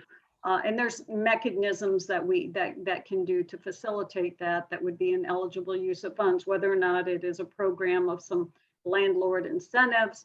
I don't know, Ms. Drake, or Mr. Embry, if there's something that you'd like to add on that, or Mr. Northern on the landlord conversations that you've had. Well, I know one thing, we're looking at every available opportunity to lease up to the max of the vouchers that we have. We'll utilize the budget authority that HUD gave us. That's I think some of the policy changes you'll see later on when we talk about the voucher program will equate to that, using outside help, just to make it work for us. Just getting a better understanding of our payment standards and policies versus other housing authorities in Jefferson counties. So we're putting we're using a lot of mechanisms in order to make this work. The one thing I would add to that, to what Connie said, in terms of strategies to utilize the vouchers, is supporting the development of new housing through our project-based voucher program, which is a more of a long-term strategy. And that's in conjunction with our public housing repositioning, but that's also a way to increase our utilization and increase the amount of affordable housing in the city of Birmingham. Could we also utilize these funds to do outreach to existing landlords to increase the quality of the housing that they're already providing to our residents? Making sure we don't have any slum landlords, that they are adequately redeploying their capital back into increasing the quality and the health and safety of the properties they make available for our residents. So I think, oh, sorry, go ahead, sir. Yeah, I was going to say that isn't an option, particularly with the CARES Act funding that some PHAs have explored. It's not common, only because the idea of the voucher program is that we pay for quality housing. And so it's, not very common for PHAs to provide money to landlords for their housing under the voucher program. But it is something that is an option if we go down that route. But there's a lot of things that we can do in terms of landlord outreach and support that wouldn't go that far. Just in terms of things like vacancy payments, because it takes time for us to get a unit occupied. So making sure that landlords aren't out of rent for a month or so. Other incentives to retain clients as well, or to rent if a client leaves, to have another voucher program client move in. So there's lots of things that we can do. And again, it goes back to what I said before, which is that we do have the resources to do just that. So we're in a good situation. Great, thank you. And I think, Chairman, the other option is when we're doing, as a programmatic issue, rent reasonableness tests and looking at what the landlords are requesting as far as their rent. The newer the property, the better maintained properties will obviously generate a higher rent, which also motivates landlords to be able to maintain well-suited properties with dishwashers, with the things that would generate a higher payment standard. Mm-hmm. And Right. I think that's the outreach and landlord education that is currently underway. Correct. Okay, great. Thank you. So is there any further comments or questions on the housing choice voucher budget? This is the exciting piece, right? This is the growth piece that I think is well postured right now. The next budget, Mr. Jones, if you could go on to central office. Central office is the cost of all the support services to the other programs. It includes the executive leadership office, the finance department, procurement, human resources. Just think of it as your overhead. And this central office solely exists from the fees that it earns from Section 8 or the fees that it earns from public housing. Any other activity, and this is where we're streamlining this moving forward, belongs in another bucket, whether or not it's grant reporting. Our fees, and you'll see that the big change in fees between what we project for 21 and what we're projecting in 22 is two compounding issues. In 21, there was a COVID waiver that allowed the capital fund contribution to the central office to increase from 10% to 15%. And there were prior years of open grants that had previously not been utilized as far as contributing to the central office cost center. The 3.7 that you see in the year to date under the capital fund administration management fees was maximized during the 21 year, and once again to be able to fund the central office for a more flexible choice to support affordable housing. Currently in the 22 budget, we have continued to take the balance of the COVID waiver of any of the open grants, which represents $1.8 million. Routine management fees and bookkeeping fees are consistent because they are based on a unit month lease. So your public housing program basically has the same amount of unit months lease. So your big variable there is just the catch up in the utilization of the COVID waiver period. Your operating expenses in your central office have gone up approximately $500,000. The majority of that is a little bit of a reduction, half of 300,000 of a reduction in office facilities. And the majority of that was due to your COVID specific PP&E type of expenditures in 2021. The increase in your administrative expenses in 22 is due to the new efforts and due to the goal to be able to refine and build the infrastructure needed in order to grow and support the growth, whether or not it's helping support the growth of the Housing Choice Voucher Program, it's the support of the public housing efforts and the asset management functions of that department. So overall, it's producing reserves of 640,000. And once again, the 2.5 million that's estimated will be in reserves to be able to be used for other COCC eligible items. So this is a solid, it's stable, and the goal will be to continue to maximize those sources of revenue. Any questions on any of those items?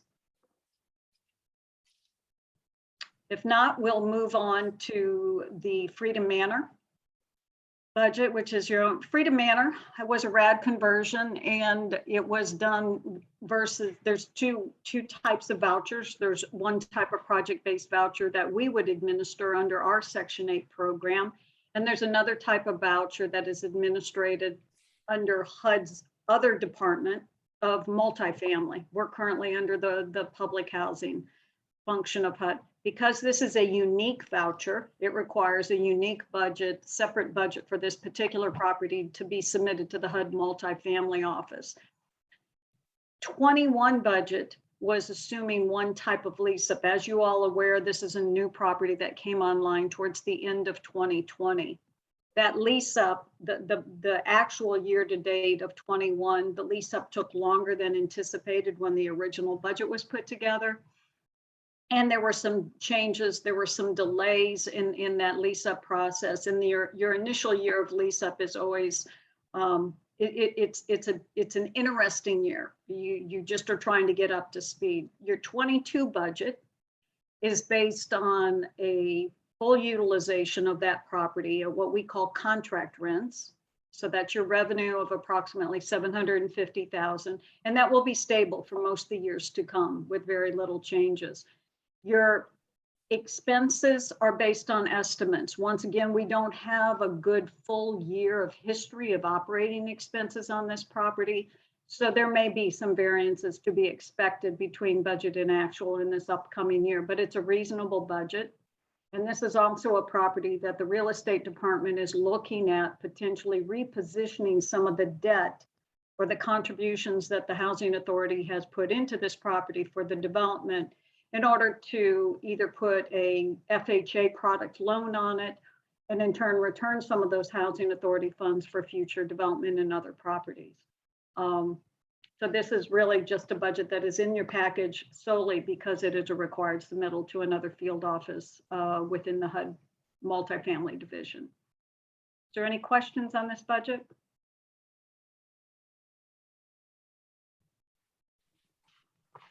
So I just also wanted to remind you, the capital funds, as you know, are also done as part of your agency plan, and your Ross grants are done as part of a grant application. So once again, these are routine day-to-day operating budgets.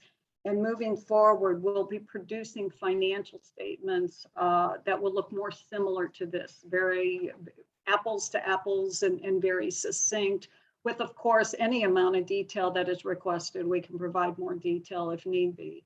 But once again, we're following HUD formats, which I think will be easier to kind of globally look at from a presentation. So I appreciate your time. If there's further questions, we'll be glad to answer them. Hey, thanks a lot, Ms. Hill. Thanks a lot for that. Could you, what's the overall projected budget for 22? All programs combined. Yes. You know, I didn't add them up. I get so stuck on thinking of buckets because of eligible use of funds, but it's substantial. I can tell you that globally, including capital funds, which are not included in there, you have an agency that runs approximately, looking at the audit.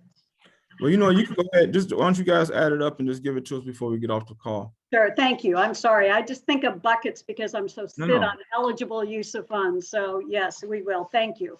I appreciate it. Thank you. Thank you, Ms. Hill. So at this time, Mr. Jones, President Northern, are you asking for an approval of these operating budgets for fiscal year ending June 30th, 2022? Yes, sir. Yes. All right, commissioners, we have a request on the floor for approval of the site, central office, project-based rental assistance, and Section 8 budgets, operating budgets for fiscal year ending June 30th, 2022. Motion to approve. Second. It's been moved and properly second that we approve the site, central office, project-based rental assistance, and Section 8 operating budgets for fiscal year ending June 30th, 2022. All in favor, let it be known by saying aye. Any opposed? All right, that item passes. Thank you, Ms. Hill. Next, we have the Housing Choice Assisted Housing and Section 8 program. We have looking for approval or revision of the Section 8 administrative plan. I'll allow either Mr. Emery or Ms. Drake to go over that revision that we're requesting.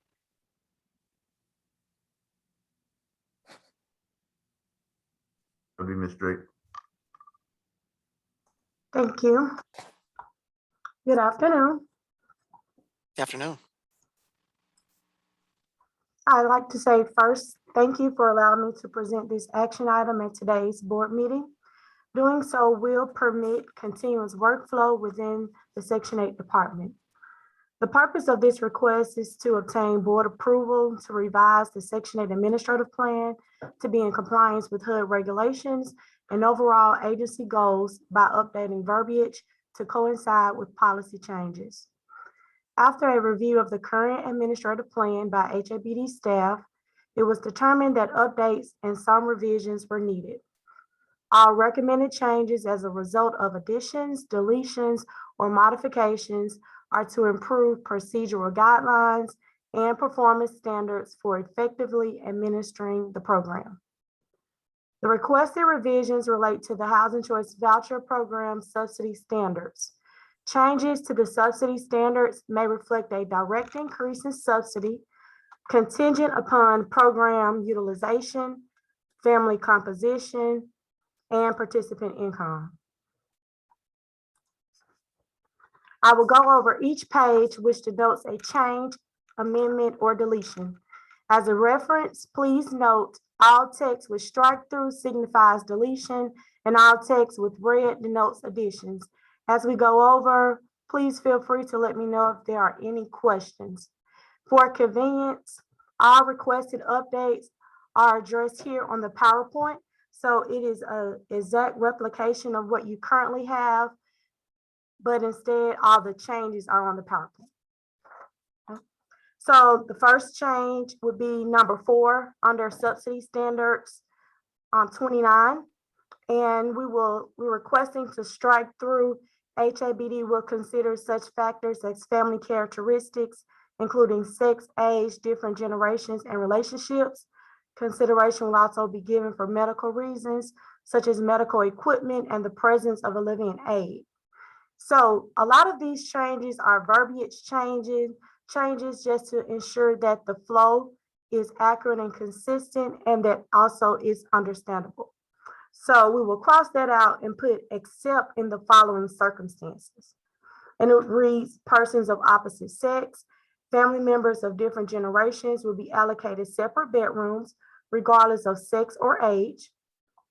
Dependents of the same sex with an age differential of more than 10 years will be allocated separate bedrooms. A pregnant individual with no other household members will be allocated a 2-bedroom.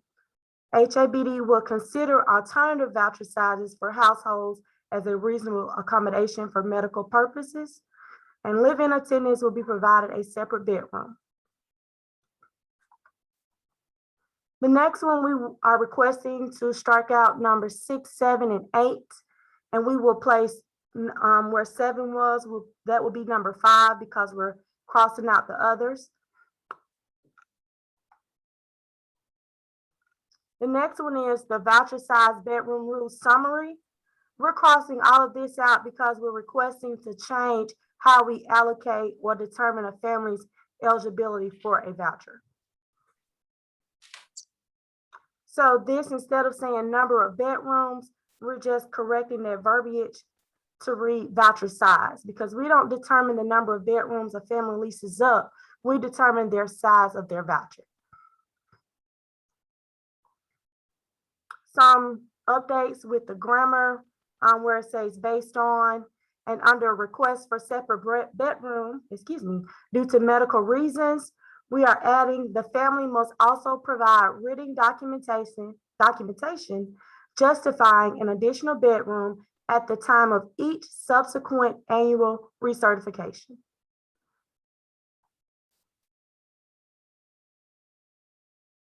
We are adding the following criteria for affordability limitations.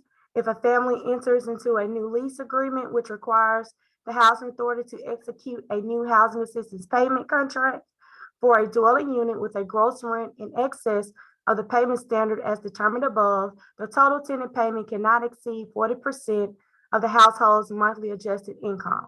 This is regulatory. So this is in certain parts of our administrative plan, but we also wanted to make sure that it was here and it was clear.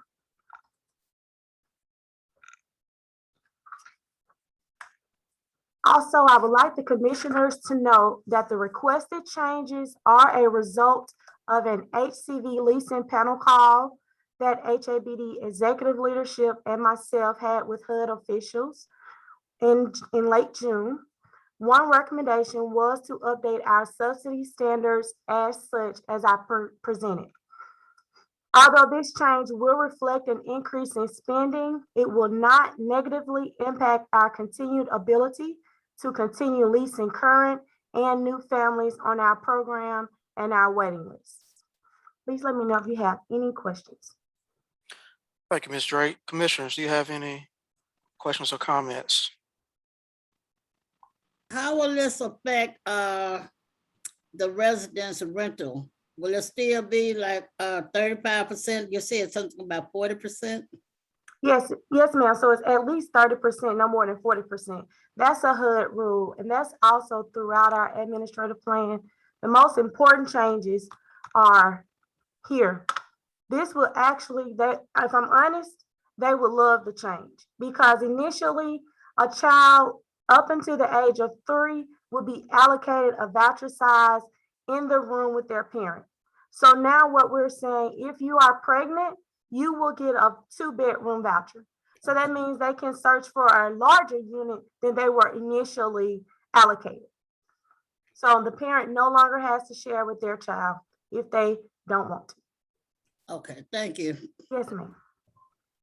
Add one thing to that response. So the cost, though, it is accurate that the cost for the unit will increase under this plan, but the expense will be the housing authorities and not the families, unless they choose to get a unit that is more expensive than our payment standard, which has always been the case. So no family will experience, because of this change, will experience their own increase in how much they have to pay out of pocket. The housing authorities expense, however, will increase, which is our goal. And then that's better our ability to recruit more and better landlords, because the payment standards are higher. So Thank you. There's no other questions, commissioners. I'll entertain a motion to approve this revision to the Section 8 administrative plan. Make a motion to approve the revisions made for Section 8. A second. It's been moved and properly second that we approve the revisions to the Section 8 administrative plan according to the edits that Ms. Drake laid out. All in favor, let it be known by saying aye. Any opposed? All right, that item passes. Thank you, Ms. Drake. Thank you, commissioners. Before we open up the real estate development update, I wanted just to mention that our annual budget for 22 is projected at 95 million. So it increased slightly. Great. Thank you. Ms. Herrera? Unmute myself. Good afternoon, commissioners and everyone else. Christy, can you bring up the screen? It's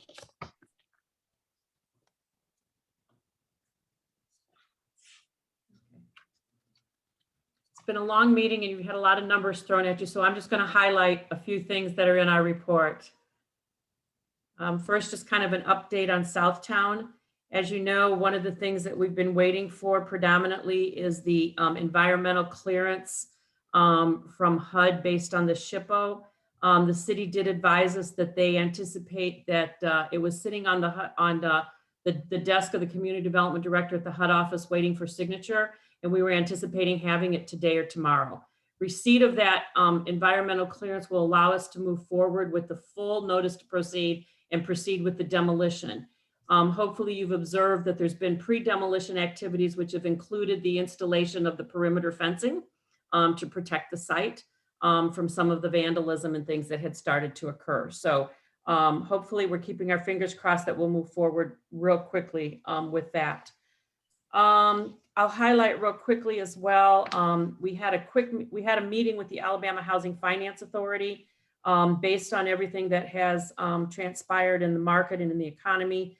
Construction costs have risen substantially. So both of the first two phases of the Southtown project, the family housing and the senior affordable housing, are both experiencing some additional financing gap because of increased construction cost. So we met with Alabama Housing Finance, trying to see if there was some way to help fill that gap. One of the things that there is able to help do it is something called a qualified census tract. Unfortunately, Southtown is not in a qualified census tract, which means we lose what's called the equity boost for tax credits. So that's about 30% additional equity that we're not eligible for at Southtown.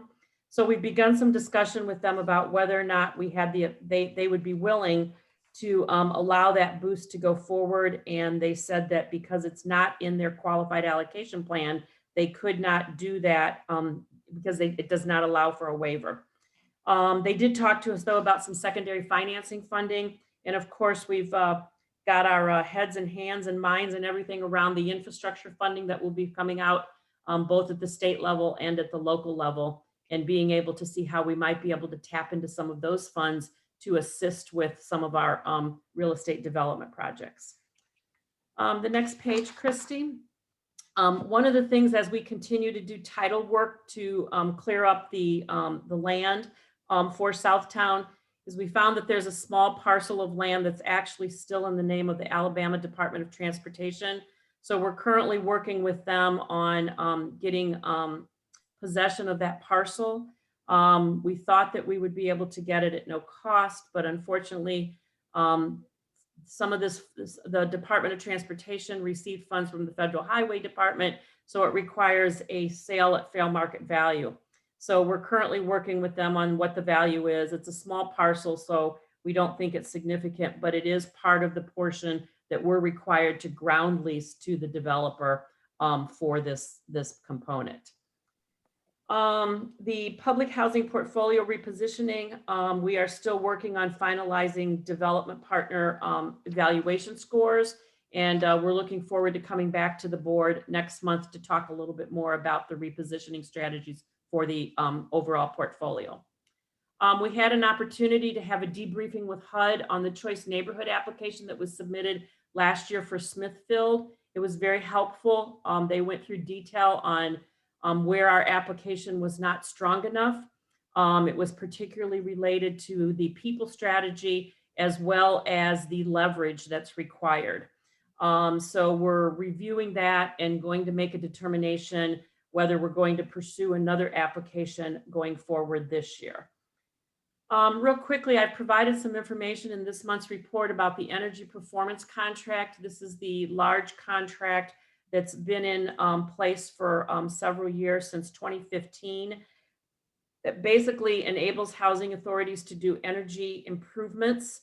And as a result, any savings that occurs for reduced cost of utilities are shared equally between HUD and the housing authority. HABD had an EPC contract that actually began the work. It was originally a $37 million program. There was about $10.7 million of work that was completed. The balance sat in an escrow. A consultant was brought on to renegotiate all of this, and very successfully renegotiated both the refinancing as well as returning some of the principal amount for work that was not done, and then completing the rest of the work. The interest rate in the refinance actually was reduced from 3.3 to 1.75%. And the term was also reduced, which will allow us to pay this off sooner, which will be important as we reposition the properties, because we'll be able to secure new debt for repositioning purposes.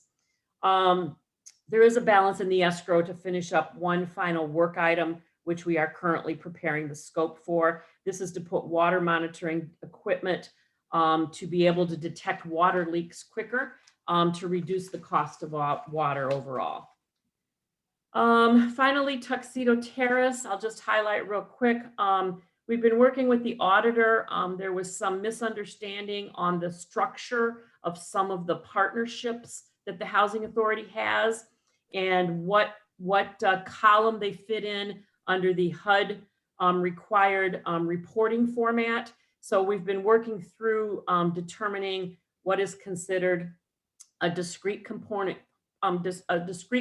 unit versus a business activity versus a blended component unit. So we've gone through all the closing documents, put together org charts of the structures of all of these partnerships, and basically worked through kind of reclassifying all of that. And then finally, we still have a significant amount of cash equity that has not been paid in for Tuxedo 2 related to the Birmingham Water District issue, which I have brought up before. We are working I've really kind of been pushing legal to kind of get that expedited, because that represents some significant cash that will come in as business activity revenue, which again will be available to assist us as we move forward with our other repositioning activities. That's it. And I'll, if anyone has any questions, I'll be glad to answer them. Thank you, Ms. Herrera. Thank you. I just had a couple questions kind of at the very beginning. Yes, sir. Mainly on Southtown. Do you mind going back to that slide real quick, just so I can Christy, can you make take sure we're it back? looking at the same thing? The Southtown? Yeah. One, there you go. So it sounds like the demo is pretty close to getting the final approval we need. So Yes, sir. That's good news. And that's kind of been most of the summer for that. And then the unsuitable soils will get soon as well. So we'll have an update on what they think that's going to look like. Yes, sir. The gap in the financing, it sounds like there's more added to this than we even knew of last month, right? Yes, sir. The family component, they're still waiting to finalize construction numbers. You know, lumber skyrocketed and now it's coming back down a little bit and stabilizing somewhat. And so we don't have an exact gap number for the family component yet. We're waiting for the developer to provide that. The senior component right now is estimated at a $7 million gap. Previously, it was 5.5 million. They're now estimating approximately 7 million. So we're looking at other alternatives and ways that we can finance that. It's a big gap to fill, but we're in discussions with the developer, looking at all of the possible options, you know, value engineering combined with finding some other resources that would be available to help fill those gaps. Okay. So, I mean, that seems like a pretty top priority to even get this all off the ground at this point. Am I right? The family housing has its tax credit allocation and is prepared as soon as the demolition is done. They're prepared to close and move forward. Their gap right now is less than $1 million. What happens in tax credit transactions is that the gap comes from deferred developer fee. So there's a developer fee that's paid under these provisions. There's a split between the developer and the housing authority, and the developer fee has to fill gap, and it's deferred. Any additional funds that are brought to the project then would reduce that deferred developer fee. Okay. And so the But- family component, I think it's not going to hinder the closing and pursue moving forward with construction. On the senior component, they have not yet submitted their applications. They're going in under, the reason the gap is so large on the senior is because it's a 4% transaction versus a 9% transaction. The family received 9% tax credits, which basically doubles the amount of tax credit equity available to the project. 4% transactions are very difficult. As Mr. Northern mentioned at the beginning of the meeting, we had prepared a white paper that he presented to the legislature, and then he also presented it at the conference about a state tax credit. Georgia's had a state tax credit for a long time, and South Carolina just adopted one this year.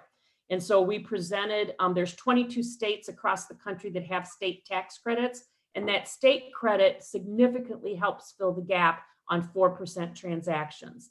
But short of having a state credit right now, we are looking at having our voice at the table on all of the American Rescue Act funds that are going to be coming to both the state and the city, and making sure that some portion of those funds are dedicated to affordable housing. So to the senior facility component, am I correct that the senior component was supposed to begin construction first, or is that after the family? No, it was after the family. The After family family. has always been slated to begin first. Okay, so family's on track, is assuming no more issues with demo and soils and those sorts of things. Right, Correct. And senior, though, it still has that significant gap, and we've got to deal Yeah, with it. the senior was originally anticipated to close towards the end of this year. We're going to be into the middle of 2022, most likely just because of timing, and basically being able to identify the gap financing. Okay. All right, well, it sounds like we got our work cut out for us there. We certainly do. I want to make a correction. I forgot that both Seth and Ms. Herrera, they both worked on the tax credit piece together in order to getting us the talking point, so we can, kind of broach that idea with our state legislators and our other housing partners throughout the state, that the benefit of state tax credit would bring to not just Birmingham, but housing authorities across the state of Alabama. So I wanted to make that correction. Well, no, that's all right. I just wanted to, And- we all worked on it together. Either way, that we have plans, even if that housing, I mean, I've lived in Alabama long enough not to count on the legislature Oh, yeah. Right. to give money where I want it to go all the time. I assume there is a backup though in works, assuming that doesn't work. We're working closely with the developer to identify other possible sources of financing. The Housing Authority originally committed to 5.5 million in loan funds. So we're looking at some alternatives as to where those funds would come from, and then trying to fill the rest of that gap. Okay. And I don't have an answer today. I mean, we don't really have an answer right now. Okay. Well, I love to keep getting updates on this. Obviously, it's very important, and appreciate Absolutely. the report has been very in-depth. Thank you. You're welcome. Okay, thanks, Mr. Herrera. Any other questions around the development report? Okay, with that being said, Commissioner, we can move forward to the next piece of our agenda. Yeah, next item on the agenda is presentation by persons desiring to speak before the board.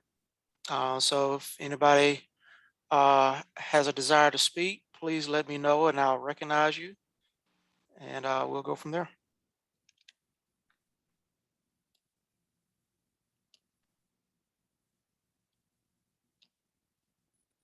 Anyone desiring to speak before the board? I don't see any hands up, sir, at this point, and I don't see any comments in the chat room. Great. All right, seeing none, we have an item for an executive session. Yes, we'll be talking about two items in executive session today, both dealing with legal matters. Attorney French, are we in a position that we can go into executive session to address these issues raised by President Northern? Yes, sir, Chairman Hood, just as the General Counsel for HABD, just like to declare pursuant to Alabama Code, Section 36-25A-7, that the board is going into executive session to discuss pending litigation issues. And it will take approximately 20 minutes. We just need a motion to go into executive session with a roll call vote, and then nothing will be voted on, obviously, in executive session. And then we'll come back out into the public meeting after that time has expired. And just before we go into that, I just want to make a note. We have no other activities or no votes slated after we get out of closed session other than adjournment. Okay, great.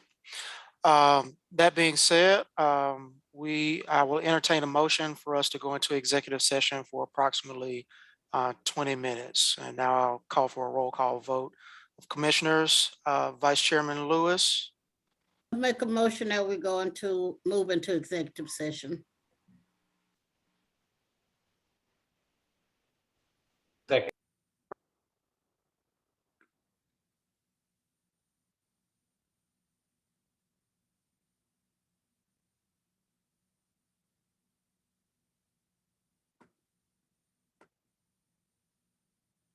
Okay, Dr. Hood, whenever you're ready, sir. okay, great. So I will entertain a motion to come out of executive session. Motion to come out of executive session. Can I get a second? Ms. Lewis or Ms. Thompson, Commissioner Lewis or Commissioner Thompson?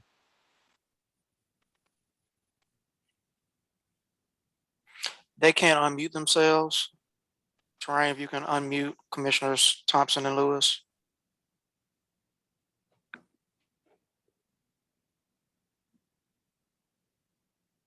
Maybe I can. Hold on. Okay, I'll mute it. Okay, here we go. Second. Great. It's been moved and probably second that we come out of executive session. All in favor? Aye. Aye. Any opposed? All right, we are officially out of executive session. And seeing no more agenda items, do we have to make a motion to adjourn? Yes. Yes. I ain't saying- Motion to adjourn. We got a motion to adjourn on the Second. floor. Has been moved and probably second that we adjourn August meeting of the Housing Authority of Birmingham District. All in favor, let me know by saying aye. Aye. Any opposed? All right, great. Thank you all for a great meeting. Okay. And thank you. we will see you at the September meeting. Very Very good. good. Have a good Good day. day. All Stay right, thanks y'all safe. too. All right. Bye.